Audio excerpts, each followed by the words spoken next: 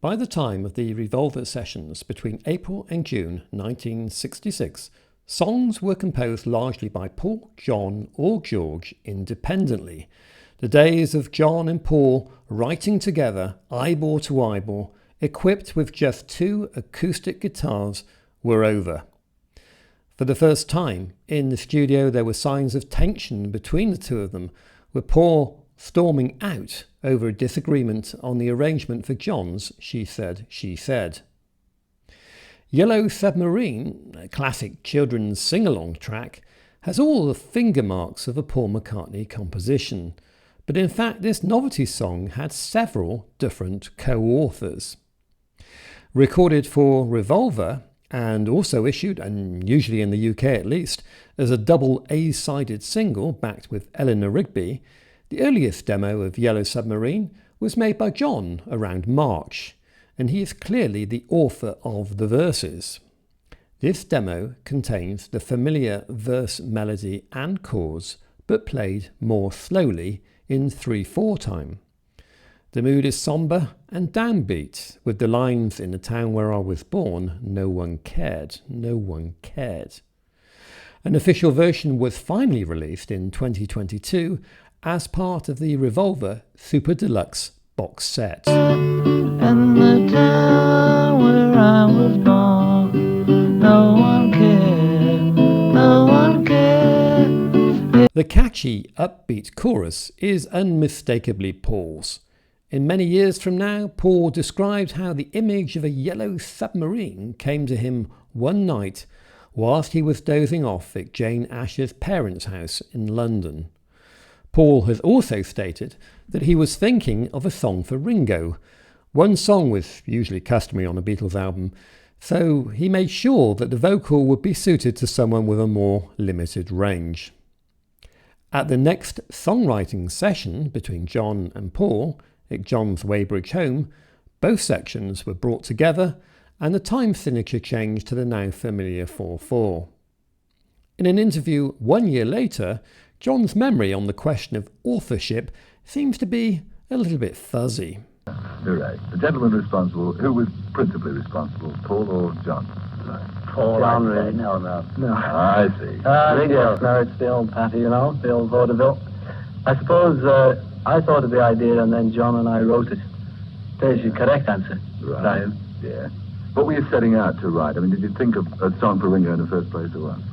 I just sort of thought we have to have a song that was sort of a bit of fantasy in it, you know, and the only way to do that would be to have it so kids could understand it and anyone could take it on any level. Multi-level song. But John, when I was talking to you earlier, before we started recording, you said it was in effect written as 2 separate songs. Yeah, I seem to remember like the Submarine, the chorus bit you coming in with. Yeah. And wasn't the other bit something that was I had already going? I mean, yeah, right. Together, yeah, it was one of those. To make sense, you know, to make it into...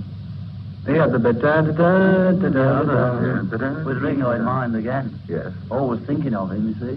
At times like this. And that's what happened. And they like gelled. Yes, it just gelled together and... Made that. In a 1972 interview, John credited Scottish folk singer Donovan as helping with the lyrics too.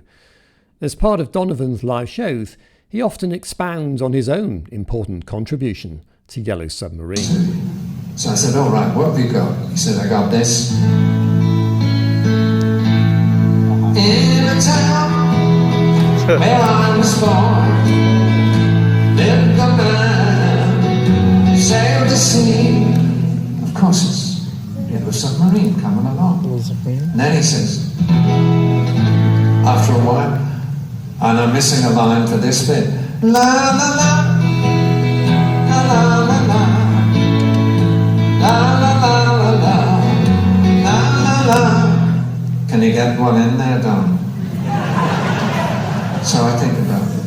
I mean, a little bit kind of, what should I do here? I said, okay, give me a moment. And I went in the bedroom with my guitar. I brought the guitar back. I said, how about this, Paul? Sky is blue, and sea is green. In my yellow submarine. Paul says, that'll do. There was also a minor contribution from Ringo. As Paul explains, there were funny little grammatical jokes we used to play. It should have been, every one of us has all he needs, but Ringo turned it into, every one of us has all we need. John jokingly scrawled over the amended lyric sheet the word disgusting in the style of a schoolteacher, but the line remained. Jeff Emmerich recounts, at a certain point, John decided that the third verse needed some spicing up, so he dashed into the studio and began answering each of Ringo's sung lines in a silly voice that I further altered to make it sound like he was talking over a ship's megaphone. A late addition was a short poem written by John and voiced by Ringo to the backing of Marching Feet. This was quickly dropped, deemed to be too boring, but this introduction was finally issued in 1996 on the Real Love CD single. And we will march till 3 the day to see them gathered there. From Lander Groats to John O'Green, with Stepney do we tread. The final sessions for the recording were also similarly collaborative.